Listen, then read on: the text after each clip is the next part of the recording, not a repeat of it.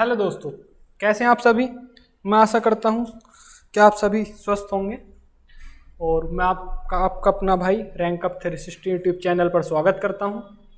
तो जैसा कि आप सभी को पता है कि हम यूपी पुलिस के सारे प्रीवियस ईयर क्वेश्चन जो 2018 से 2024 तक हुए हैं सभी को करने की एक सीरीज में कोशिश कर रहे हैं।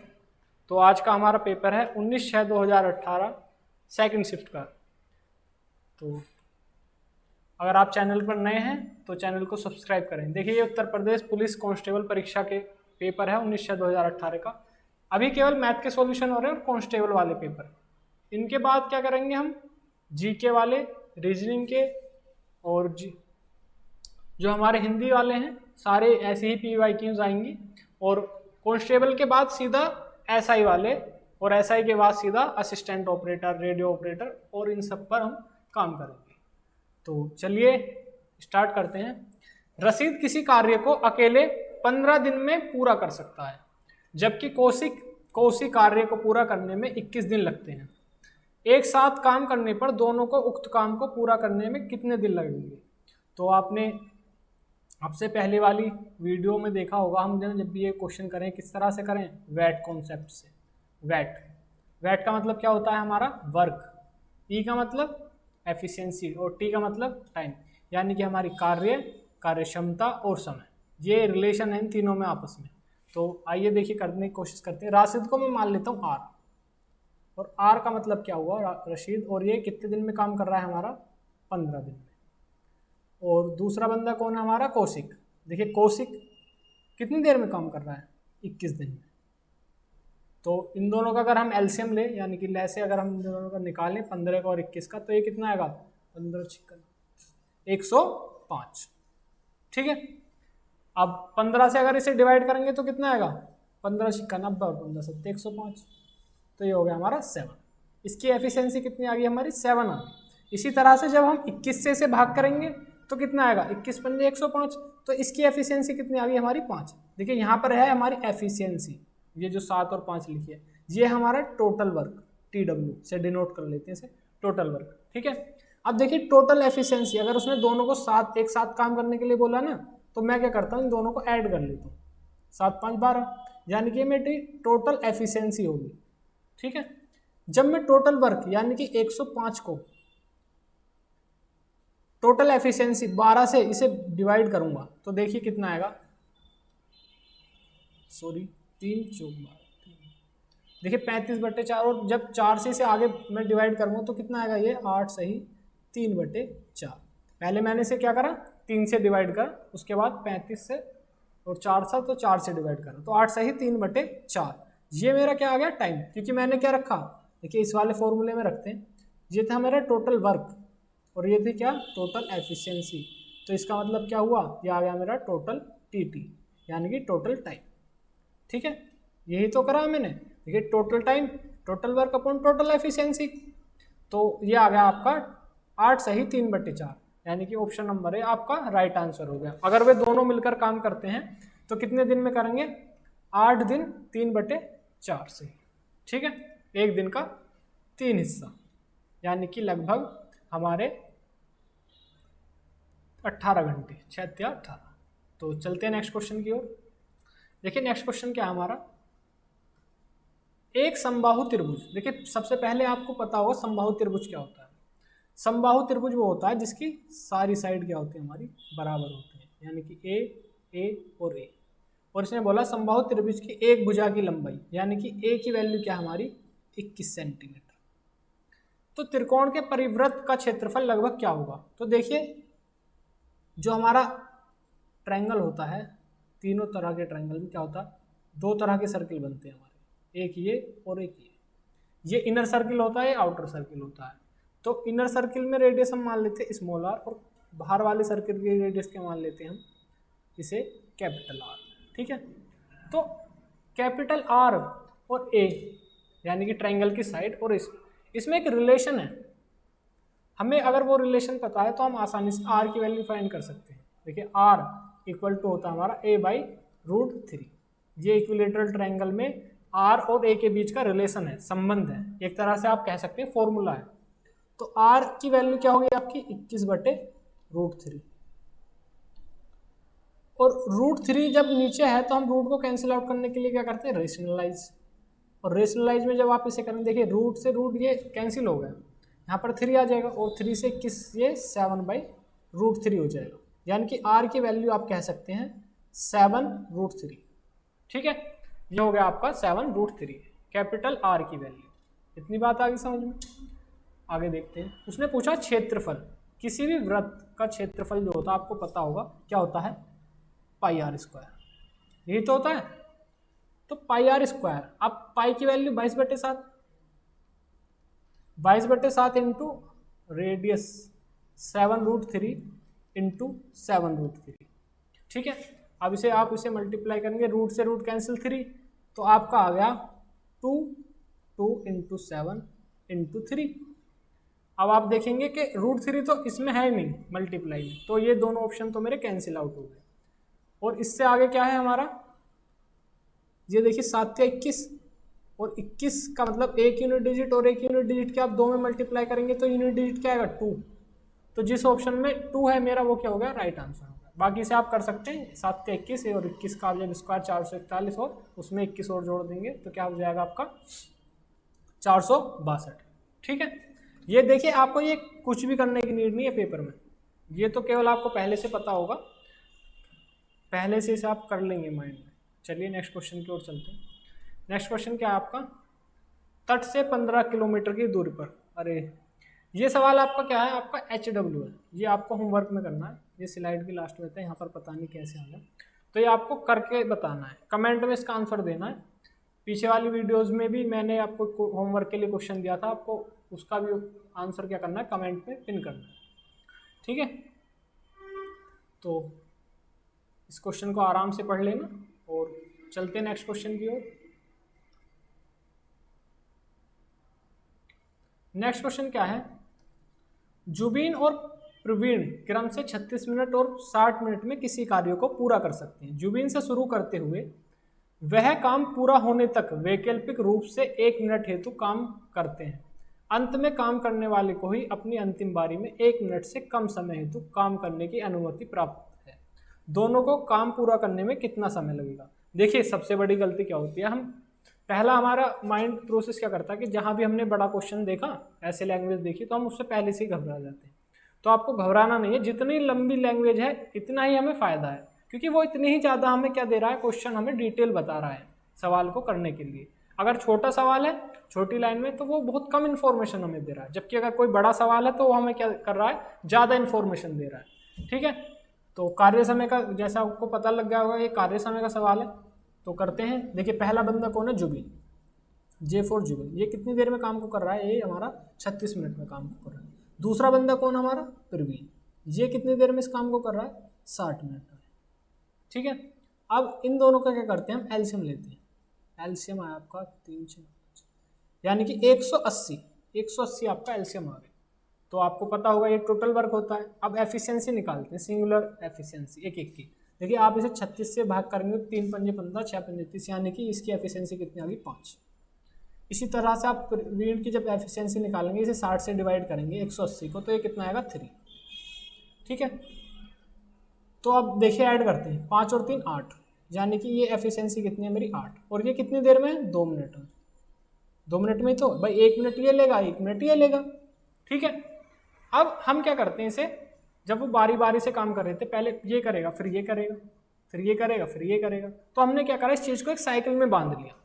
ठीक है, सवाल में क्या कह रहा था कि वो जुबीन से काम स्टार्ट करते हैं, यानी कि पहले 5 काम होता है, फिर 3, फिर 5, फिर 3, फिर 5, फिर 3। तो हमने क्या करा, देखिए 5 3 5 3 5 3, ये इस फॉर्म में काम हो रहा है, यानी कि पहले जुबीन ने करा, फिर प्रवीण ने, फिर जुबीन ने, फिर प्रवीण ने, फिर जुबीन ने, फिर इस तरह से काम हो रहा था। हमने क्या करा, इन दोनों को कंबाइन करके एक साइकिल बना लिया। ये 2-2 मिनट के साइकिल बन गए। ठीक है, यानी कि 2 मिनट में हमारा टोटल कितना काम हो रहा है, 8। 2 मिनट में 8 यूनिट काम हो रहा है। तो हम क्या करेंगे, अब इसे 8 से डिवाइड करेंगे। देखिए 8 दूनी 16 और 8 दूनी 16, और बचा कितना, 4, यानी कि 176 यूनिट काम हो चुका है और 4 यूनिट काम बचा है। तो मैं कह सकता हूं कि अगर मैं 22 बार इस साइकिल को चलाता हूं तो ये कितना यूनिट काम हो जाएगा, 176। अब जब मैंने 22 बार चलाया, यानी कि 2 मिनट को अगर मैं 22 से मल्टीप्लाई करता हूँ तो कितना है 44 मिनट। ठीक है, ये कितना होगा 44 मिनट। अब मैं कह सकता हूँ कि 4 काम बचा है, और कौन करेगा काम को, भाई पहला वाला बंदा करेगा। पहले वाले बंदा क्या करेगा 5 से, और उसने बोला 1 मिनट, सवाल में बोला 1 मिनट से कम समय में, तो मैं क्या करूँगा यहाँ से 60 सेकेंड, ये मैंने सेकेंड लिया है 60, और अब मैं इससे इसे भाग करूँगा तो कितना आया 12 चौक 48, यानी कि 48 सेकेंड।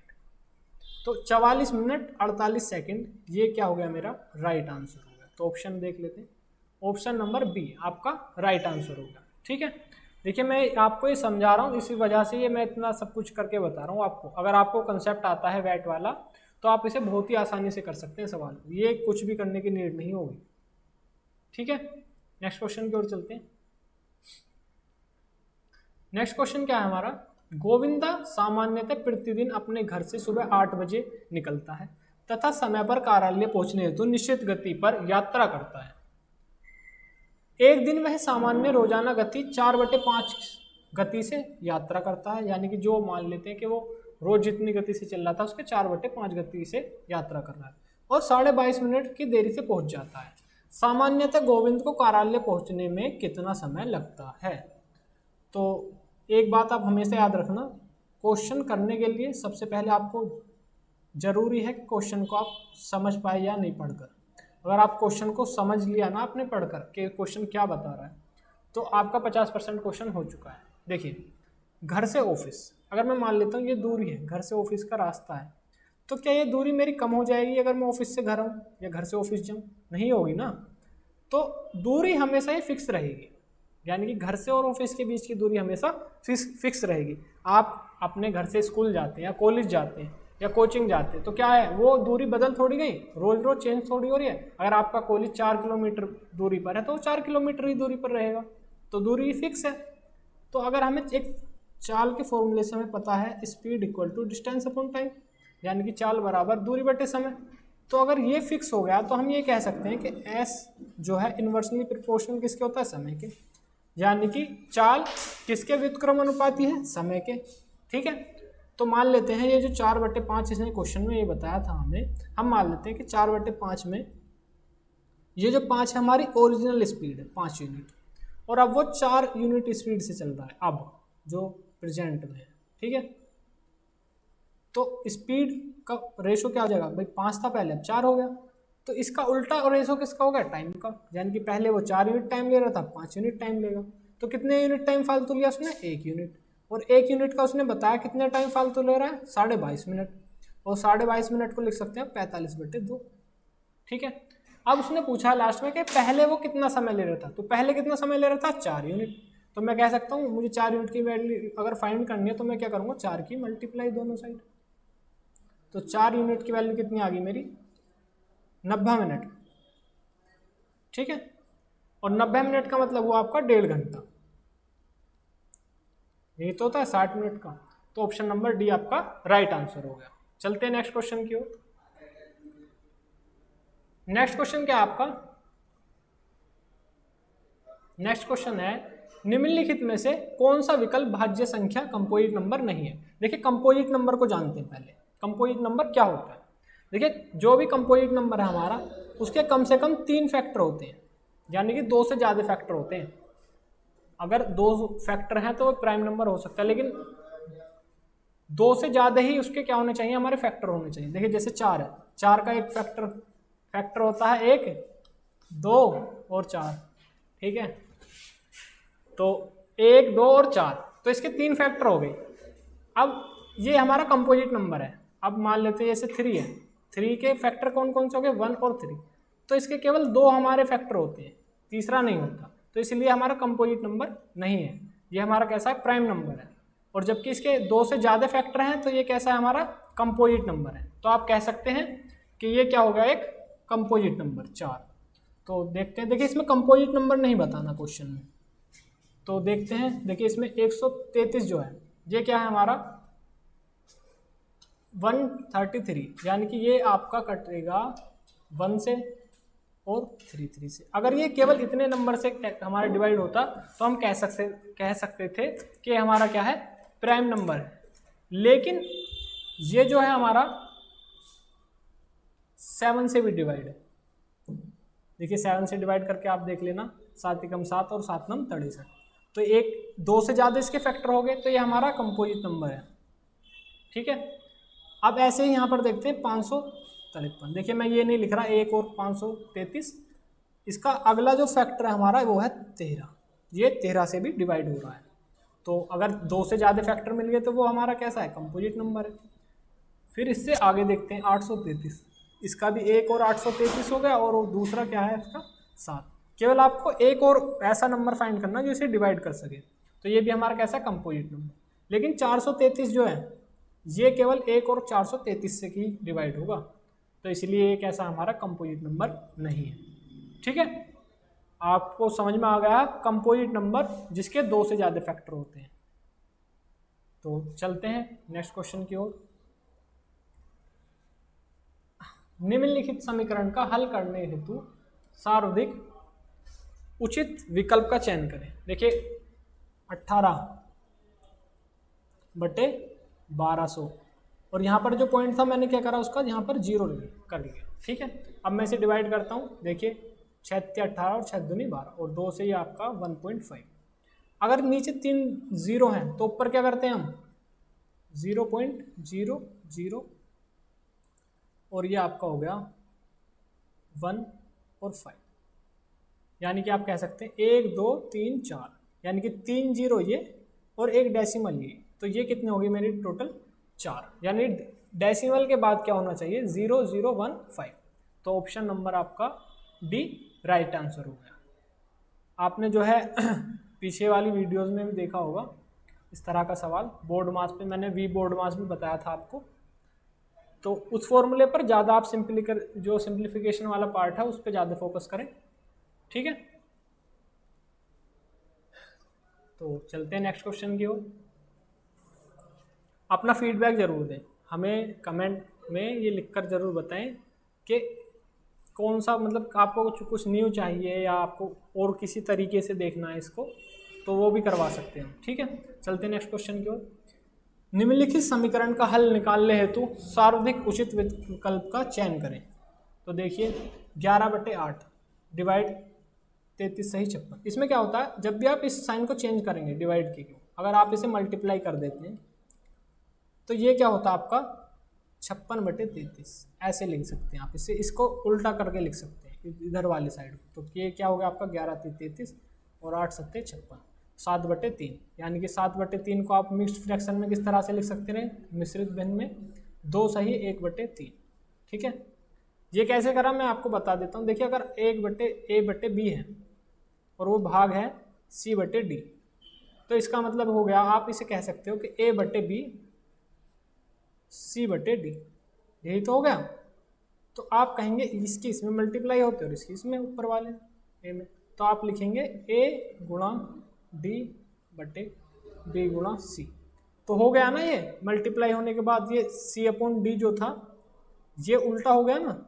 तो जब भी आप इस वाले साइन को चेंज करते हैं तो ये वाली जो हमारी फ्रैक्शन होती है, इसकी जो सेकंड उस पर लिखी होती है राइट हैंड पे, वो क्या होती है अपने रेसिप्रोकल हो जाती है, यानी कि अपने के विपरीत हो जाती है, उल्टी हो जाती है, घूम जाती है। ठीक है, नेक्स्ट क्वेश्चन की ओर चलते हैं। देखिए नेक्स्ट क्वेश्चन क्या आपका, 64 128 160 का लघुत्तम समापवर्तक निकाल। मैंने आपको पीछे वाली क्लास में इसका शॉर्ट तरीका बताया था, और मैंने ये भी कहा था उसमें कि जो नंबर छोटे हों तो आप ऑप्शन से जा सकते हैं। इसमें थोड़े नंबर थोड़े बड़े हैं तो हम क्या करते हैं, पहले इसको डायरेक्ट डिवाइड वाले फॉर्मूले से, डिवाइड वाले मेथड से करके देख लेते हैं। देखिए 160, ये तीनों नंबर ऐसे हैं जो 8 से कट सकते हैं, तो 8 से मैंने इसे डिवाइड करा, 8 × 8 = 64, 16 और 20, और ये हो गया आपका 4 2 4 5, और इसके बाद क्या हो गया आपका 2 1 2 5, और ये हो गया आपका 2 और 5। ठीक है, तो यहाँ पर हो गया आपका एलसीएम। तो आप क्या करेंगे, देखिए जब भी आप 5 या 2 के जोड़े देखें तो उन्हें आपस में मतलब मल्टीप्लाई कर कर ऐसे ही रखें, बाकी ना करें। क्योंकि क्यों है ऐसा मैं अभी बताऊंगा आपको। देखिए 8 × 32 और 32 दूनी 64, तो 64 और यहाँ पे आ गया 5 दूनी 10, तो 64 में अगर आप 10 की गुणा करेंगे तो कितना आएगा 640, तो 640 आपका राइट आंसर होगा। मैंने ऐसे क्यों करा, देखिए जितने भी अगर 5 की पावर 2 और गुणा 2 की पावर 2 है ना, ऐसे जोड़े मिलते हैं तो जितने जोड़े बनते हैं इतनी जीरो बढ़ जाती है उस मल्टीप्लिकेशन में। ये नंबर ऑफ जीरोस का कंसेप्ट है। अगर 5 की पावर 3 गुणा 2 की पावर 3 हो तो आप कह सकते हैं कि ये 1000 होगा, यानी कि 3 नंबर ऑफ जीरोस आएंगे। तो आप क्या करें, जब भी ऐसा वो बने 5 और 2 का, उसका मल्टीप्लाई करके अलग रखें, ऐसे जोड़ों को अलग रखें, बाकी सबकी मल्टीप्लाई कर लें, ठीक है। तो ये क्या हो गया आपका 640 आपका राइट आंसर हो गया। चलते हैं नेक्स्ट क्वेश्चन की ओर। नेक्स्ट क्वेश्चन क्या आपका 54, 162, 189 का महत्तम समापवर्तक एचसीएफ क्या है। मैंने आपको ये बताया था कि आपको इसे देखिए, इसके 2-3 मेथड होते हैं, लॉन्ग डिवीजन मेथड, और हमने क्या बताया था इसका सॉर्ट करने का तरीका, इसको कि हम इसे ऑप्शन से कर सकते हैं। ऑप्शन का मतलब हुआ जैसे हम क्या करते हैं, इसमें सबसे पहले हम क्या करेंगे, सबसे बड़ा नंबर लेंगे, ठीक है, जो ऑप्शंस में है हमारे। तो ऑप्शन में हमारे क्या है 54, 162 और 189 का महत्तम समापवर्तक एचसीएफ क्या है। तो हम पहले ऑप्शन से देखते हैं। इसमें सबसे बड़ा ऑप्शन हमारा 27, तो 27 से भाग करेंगे 54 को, तो ये क्या हो गया आपका 27 दूनी 4, ठीक है। ऐसे ही 162 को अगर भाग करेंगे आप 27 से तो क्या आ गया आपका 6 7 6 42, ठीक है।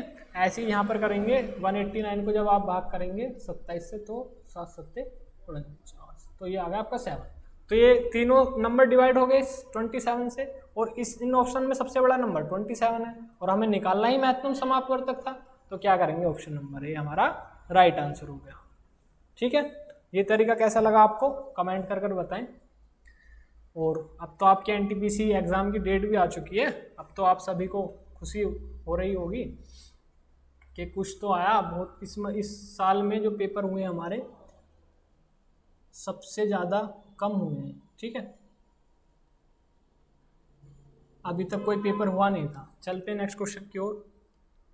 नेक्स्ट क्वेश्चन क्या है हमारा, यदि 84 को 5 और 9 के अनुपात में विभाजित किया जाता है तो दोनों भागों में से कौन सा भाग बड़ा होगा। तो 5 और 9 में कौन बड़ा है 9, तो आप कह सकते हैं कि 84 गुणा 9 बटे, देखिए इन दोनों का सम कितना है 9 और 5 14, और जो बड़ा भाग था हमने उसे क्या करा ऊपर, तो 14 से इसे डिवाइड करेंगे तो 14 5 84 और 9 6 54, ये हो गया आपका राइट आंसर। तो ऑप्शन नंबर है। अगर वो कहता छोटा नंबर निकालना है तो आप क्या करेंगे 84 गुणा जो छोटा नंबर है उसे यहाँ पे मल्टीप्लाई करेंगे और इन दोनों का सम, ठीक है। और ये अगर आप कहता तो 6 और 6 5 30, तो ये आपका कितना था 30 था, ठीक है। दोनों ही कुछ भी पूछ सकता है, बड़ा भी पूछ सकता है और छोटा नंबर भी पूछ सकता है, दोनों ही ऐसी तरह से निकलेंगे। तो चलते हैं नेक्स्ट क्वेश्चन की ओर।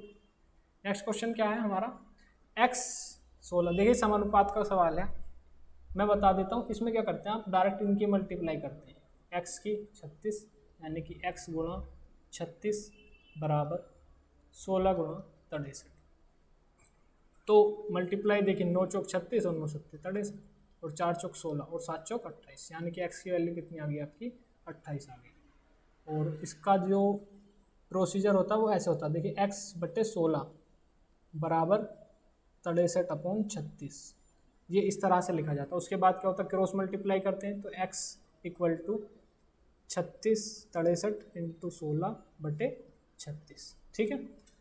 तो यही आएगा आपका, जब इसे आप डिवाइड करेंगे दोबारा से तो ये क्या हो जाएगा आपका 28 आ जाएगा, ठीक है। तो ये थोड़ा सा बस कैलकुलेशन का थोड़ा सा पार्ट है, कैसे जल्दी कर सकते हो आप। नेक्स्ट क्वेश्चन की ओर चलते हैं। ऋषि ने किसी परीक्षा में कुल 75 अंकों में से 66 अंक प्राप्त करे हैं। ऋषि द्वारा प्राप्त अंकों का प्रतिशत क्या है। अभी सीबीएसई बोर्ड का रिजल्ट भी आया है, तो बताइए आपके छोटे भाई बहन का किस किस का कितने % मार्क्स आए हैं। देखिए 66 कितने में से आए हैं 75 में से, तो इंटू 100, या जब भी हम परसेंटेज बनाते हैं तो क्या करते हैं 100 की गुणा करते हैं, तो 25 थी 75 और 25 चौका 100 और 3 से भाग करेंगे तो 22 और ये आ जाएगा आपका 88%। तो ऑप्शन नंबर बी आपका राइट आंसर होगा। ये तो पता है ना आपको, जितने नंबर में से कुल में से आता है उसे रखते हैं नीचे और जितने अंक प्राप्त करे वो ऊपर और इंटू 100। ठीक है, नेक्स्ट क्वेश्चन की ओर चलते हैं।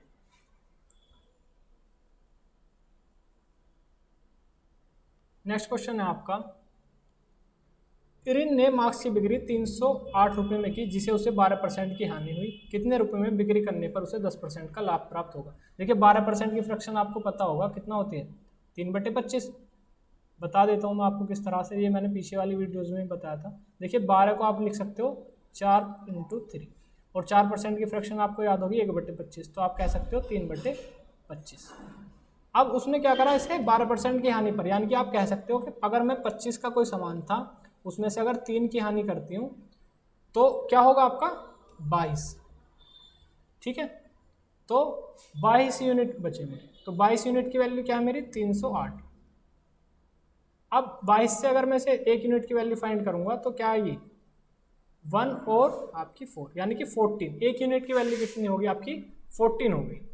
अब उसने पूछा कितने रुपए में करने पर उसे 10% का लाभ प्राप्त होगा। तो ओरिजिनल नंबर क्या था मेरा 25, अगर मैं 25 में 14 की मल्टीप्लाई करता हूँ तो कितना आएगा मेरा, ये हो गया आपका 25, यानी कि 350। आपको वो वाली मल्टीप्लाई तो पता है ना, ये वाली पीछे वाली वीडियोज़ में मैंने बताया था कैसे करनी है। तो ये 350 हो गया। अगर 350 है और उसका मुझे कितना चाहिए 10% का लाभ, तो मैं कह सकता हूँ 11/10। ठीक है, 10% की फ्रैक्शन को मैंने क्या करा 11/10 में डिवाइड करा जब, तो ये हो गया आपका 385।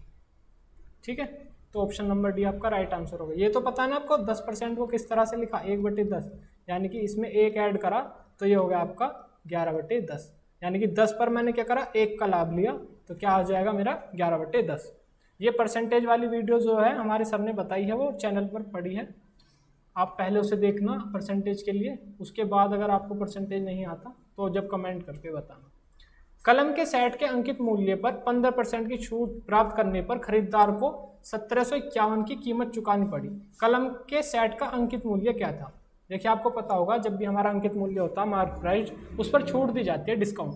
तो 15% की फ्रैक्शन क्या होती है आपकी 3/20, यानी कि मैं कह सकता हूँ कि 20 पर 3 की छूट दी गई, तो कितना बचा मेरा 17। अगर मैं 20 से 3 की छूट देता हूँ तो क्या हुआ 17, यानी कि 17 यूनिट की वैल्यू कितनी है मेरी 1751। और 17 से जब आप इसे डिवाइड करेंगे तो कितना आएगा 103। ठीक है, यानी कि 1 यूनिट की वैल्यू क्या हो गई मेरी 103। और उसने पूछा अंकित मूल्य कितना था, तो अंकित मूल्य कितना था उस पर 20। तो अगर मैं 20 की मल्टीप्लाई करूंगा तो 20 यूनिट और यहाँ पर हो जाएगी आपकी 2060, यानी कि ऑप्शन नंबर सी आपका राइट आंसर होगा। ठीक है, ऑप्शन नंबर सी आपका राइट आंसर होगा 2060। तो चलते हैं नेक्स्ट क्वेश्चन की ओर। नेक्स्ट क्वेश्चन है आपका 8% प्रति वर्ष के साधारण ब्याज पर 5 वर्ष हेतु 1800 का निवेश करने पर ब्याज प्राप्त होगा। तो मैंने ये बताया था डायरेक्ट क्या करना आपको 8×5 = 40, इसकी और इसकी मल्टीप्लाई करते हैं परसेंटेज की और जितने वर्ष की है, तो 40 और 40% की फ्रैक्शन क्या आपकी 2/5। ठीक है, और 1800 का अगर 2/5 चाहिए आपको तो आप क्या कहेंगे, तो ये हो गया आपका 720। ठीक है, तो ऑप्शन नंबर ए आपका राइट आंसर हो गया। बाकी से आप इस तरह से भी कर सकते हैं, ऐसा = P/RT/100, ये फॉर्मूला है। इसमें क्या है P principal, R rate, T time, और P का मतलब क्या है हमारी जो हमारा धन हमने निवेश करा है। R से रेट होता है जिस रेट पर हमने उसे इन्वेस्ट करा, और T फॉर टाइम। तो नेक्स्ट क्वेश्चन की ओर चलते हैं। देखिए नेक्स्ट क्वेश्चन क्या कह रहा है, 10% की वार्षिक चक्रवर्ती ब्याज पर 2 वर्षों के लिए 300 के निवेश पर प्राप्त की जाने वाली ब्याज की राशि की मात्रा क्या होगी। इसने ब्याज पूछा है हमसे, तो मैंने सक्सेसिव वाला तरीका आपको बताया था, आपको क्या करना 10%, यानी कि 10 से कोई चीज़ 11 हो गई, और 2 साल के लिए हो फिर 10 से 11 हो गई। ठीक है, अब क्या करूँगा मैं इसमें ये मल्टीप्लाई, यानी कि 10×100, और इसी तरह से यहाँ पर मल्टीप्लाई 121। अब इनके बीच का डिफरेंस क्या होता है हमारा, जो हमारा CI होता है, यानी कि 21 यूनिट। ये क्या होता है हमारा प्रिंसिपल, ये क्या होता है हमारा अमाउंट जो हमें ब्याज के बाद मिलता है। तो प्रिंसिपल कितना बताया उसने 300, यानी कि 1 यूनिट की वैल्यू क्या आ गई आपकी 3। और 21 यूनिट की वैल्यू क्या हो जाएगी आपकी 21×3 = 63, ठीक है, यानी कि 63 रुपये आपका राइट आंसर होगा ऑप्शन नंबर डी। ये सक्सेस मेथड वाला पीछे वाली वीडियोस में बताया है, वहाँ से देख लेना अगर किसी को प्रॉब्लम है तो। नेक्स्ट क्वेश्चन की ओर चलते हैं। देखिए 5 विद्यार्थी द्वारा प्राप्त अंकों का औसत 55 है, उक्त विद्यार्थियों का औसत अंक 65 है, अन्य 2 विद्यार्थियों का औसत अंक क्या है। देखिए 5 विद्यार्थियों में से अगर 2 बचे हैं तो यानी कि उक्त यानी कि जो जिनके ज़्यादा नंबर आते हैं वो कौन थे 3, जब भी तो 5 होंगे। तो अगर पहले 3 के मेरे 65 अंक हैं तो मैं कह सकता हूँ कि 55 से कितने ज़्यादा हैं 10, और 10 दिया 30, यानी कि हर एक बच्चे के 10 नंबर ज़्यादा थे, तो 3 बच्चे के कितने ज़्यादा हो गए 30, यही तो है प्लस का। और अगर मुझे ये 30 नंबर इन 2 बच्चों में बांटने हैं तो मैं क्या करूँगा, इसे 2 से भाग करूँगा क्योंकि बराबर बांटने हैं, तो 2 से इसे भाग करा यानी कि +15, एक बच्चे को कितने मिलेंगे 15। और मैंने आपको ये बताया था अगर यहाँ पर प्लस का साइन है तो आप क्या करेंगे 55 में से इसको माइनस कर देंगे, तो ये कितना आ गया आपका 40, यानी कि उन 2 बच्चों पर क्या है 40-40 नंबर है, यानी कि आप कह सकते हैं कि उनके पास कितना है, एक के पास 40 नंबर है, ठीक है। एवरेज का सवाल था। नेक्स्ट क्वेश्चन पर चलते हैं। नेक्स्ट क्वेश्चन आपका, सुहास और नितिन ने 8 और 3 के अनुपात में कारोबार में निश्चित मात्रा की राशि का निवेश किया, परंतु कुछ महीने के बाद सुहास ने अपने पैसे वापस ले लिए और 12 महीने के समापन पर सुहास और नितिन द्वारा आपस में बांटे गए लाभ का अनुपात 5:4 होने पर केवल नितिन ने कितने महीने तक निवेश किया होगा। देखिए नितिन का तो इन्होंने बताया ही है सवाल में 12 महीने के लिए, तो यहाँ पर मुझे लग रहा है ये नितिन नहीं सुहास है, ठीक है, ये सुहास है। तो चलते हैं बताते हैं। देखिए फॉर्मूला क्या होता है आपका पता होगा, P = C/T।